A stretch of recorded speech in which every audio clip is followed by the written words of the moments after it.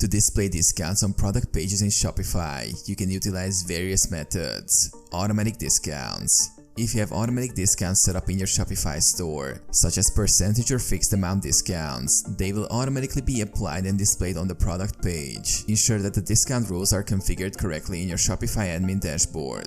Display original and sale prices. Manually input the original price and discounted sale price for the product in the product description or pricing fields.